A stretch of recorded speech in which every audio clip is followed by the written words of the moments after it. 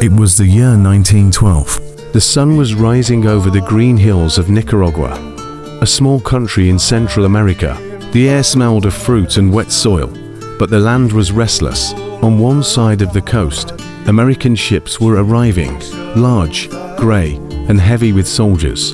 Among them was Private Jackson, a 20-year-old boy from Texas who had never seen a jungle before. He thought he was coming to keep the peace, but peace was not what waited for him there. When Jackson stepped on the land, he saw hundreds of banana fields stretching as far as the eye could see. The trees were heavy with fruit, but most of that fruit didn't belong to the local farmers. It belonged to an American company called United Fruit, a business so powerful that it could move armies and governments with money alone. The company had made huge profits by controlling the banana trade, and every time a local government tried to raise wages or take back the land, the US Marines would arrive to protect American interests. Among the farmers whose land had been taken was a man named Carlos. He had spent his whole life growing bananas, but now he worked on his own land as a laborer. His voice carried anger, not hatred, but the kind of anger that grows when your home is no longer yours. One day, Jackson's unit was sent to put down a rebellion. They marched into Carlos's village. Smoke filled the air. Gunfire echoed in the hills. Jackson saw men running, not soldiers, just farmers with machetes, fighting for their fields.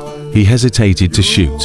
For the first time, he saw the truth behind the words maintaining order. Carlos was captured later that evening. When Jackson looked at him, he didn't see an enemy. He saw a man who looked tired, proud, and broken. Carlos said quietly, "Greater than you say, you're here for peace. But whose peace is this, mine or yours?" Jackson had no answer. Months passed. The war never made headlines back home. There were no grand victories, no medals, no heroes, only trade deals and new plantations. By 1934, the United States had fought and withdrawn from several countries: Nicaragua, Honduras, Haiti, Cuba, Panama, leaving behind governments that answered more to business than to their own people. Years later, when Jackson returned home, he would sometimes see bananas in the market, bright yellow, cheap, and fresh. People bought them without thinking, but every time he looked at them, he remembered the jungles of Nicaragua, the faces of the farmers, and the war that no one spoke about. Narrator's closing words: greater than. The Banana War was not fought for land or liberty.